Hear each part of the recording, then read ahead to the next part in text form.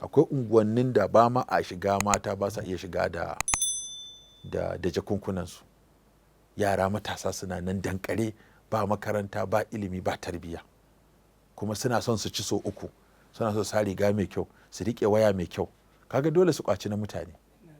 So kwace suke yi, kuma ba ma kwace ba, tunda duk abin da aka sa makami, ai wanda zai kwaci abu ya gudu shi ake kira kwace. Wanda ko ya zo da makami ya attacking ɗinka ka bashi, ai ya zama fashi da makami. To kaga duk waɗannan ƙananan satocin ne, tunda kuma duk aka kama su sai ka ga 20, 18, 17, 15 a dai lokacin da suka fara buƙatan nan. To yana son ya sa riga mai kyau, yana son ya sa takalmi mai kyau, yana son ya sa agogo mai kyau, ya sa gilas mai kyau, yana son ya riƙe waya mai kyau, kuma wataƙila ma ya yi budurwa yana son ya je zance ya bata wani abu. To ko ba sana'a, ba aikin yi, ba karatu, ba tarbiyya. Idan bai samu na uban ba, ko uban bai da hali, ko ba shi, ko an gama ɗauke na uban, ko uban ba shi da abin da za a ɗauka, to sai a fara ɗaukar na unguwanni.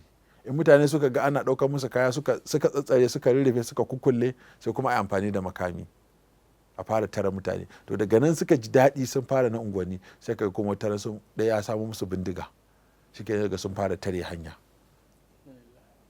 sun fara haura gidaje, da daddare a haura gidaje a kashe mutum.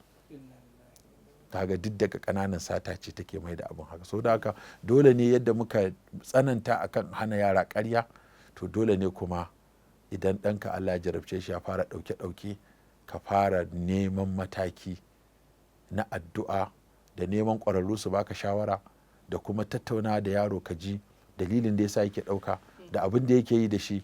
Idan wani abu ne na gazawarka ya jawo, sai kai kokari ka sa masa allowance ko ka sa masa albashi. Kai koda ai ba mai sauki ne, kaga ina da mai mun gyaran fulawa, in kana da hali zo ka dinga gyara, in dinga baka albashi. Shi ina bashi 20, kai zan baka 30. Aiki kai, an ganka da 30,000 ka ci aiki kawai babanka ya baka, ya fi ka zo ka ɗauki nawa. Wannan da aiki suke. Ko kai ka zo ka tuka ni, inda kuɗi kake so, ba karatu kake so. Ka gani? Ko ka zo ka dinga yin kaza, ka dai bashi wani abin da dai akalla in an bashi kuɗin nan ya san haka kawai dan yana ɗan gata aka ɗauka aka bashi ba. Bashi aka yi sakamakon wani abu da yi.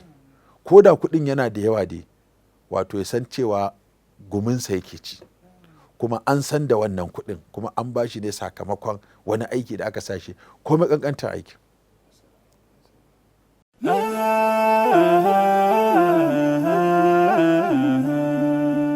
Haske mai leƙa gidan kowa Afirka TV. TV3 tafarkin rayuwa.